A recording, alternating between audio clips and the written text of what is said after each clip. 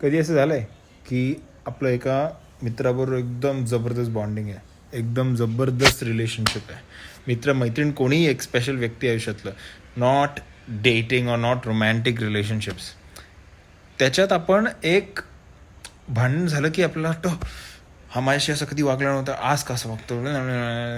तुम्ही आपल्या डोक्यात चालवताय, डोकं काही चालत नाही, डोकं ट्रॉमामध्ये गेलं आहे. आणि मग तुम्ही जाता तिसऱ्या माणसाकडे, हा माझ्याशी बरोबर नाही वागला.